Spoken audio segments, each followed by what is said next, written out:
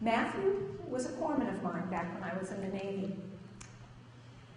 And I had just finished giving a lecture to a ward, ward of staff, nurses, foremen, some of the docs listened in, on how to do advanced care planning, how to do an advanced directive, and how to check with your patients about whether they had, just a generic, get used to the idea kind of conversation.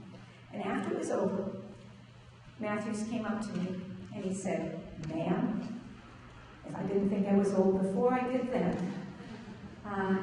He said, "Can I help you?" Now, I don't know how many of you have ever been in the military, but one of the main adages is you never volunteer for anything. And here was Matthews volunteering for some work, additional work, above and beyond what he had been doing. And I said, "Matthews, there's got to be a story here." And with tears in his eyes, he told me this story. When he was growing up, he had lots of friends, but he had this one specific friend who was really, really, really his best buddy.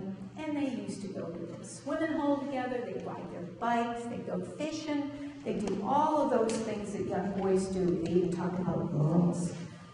And one day, while they were out and about, they were lying on the ground, looking up at the sky and leaking things out of the clouds and just talking about stuff in general. When his friend said to him, he says, "I'm really worried. I'm worried because my grandfather's in the hospital and he's not doing very well. He's been sick a long time and they keep trying everything. This test this day, this biopsy that day." He says it's confusing because he's not getting better. And he keeps telling me he wants to stop and just let nature take its course. He said, "But nobody seems willing to do that." He said, "I don't understand, but I do know that if anything like that should ever happen to me, would you please promise me that you'll tell people that I don't want to hang on like my grandfather's hanging on?" And of course, being a young lad, he says, "Oh, yeah, I'll do that." Well, they turned 16 and got their licenses. And I bet you can tell what's going to happen next. His buddy got a motorcycle and drove it straight into a tree. Straight to the ICU, through the ER. And there was a great effort put towards bringing him back, doing whatever needed to be done.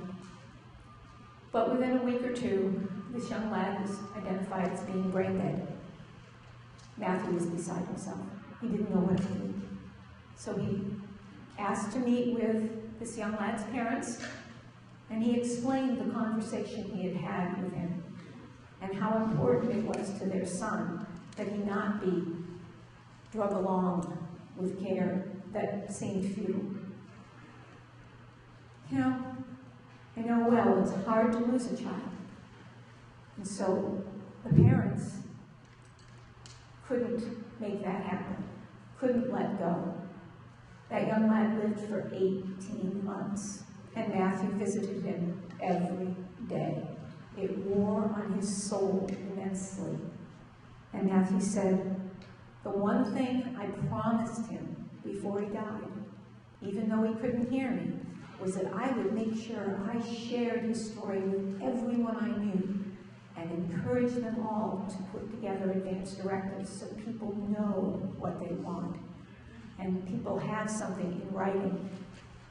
Whether they can abide by it or not is another question, but at least they will know.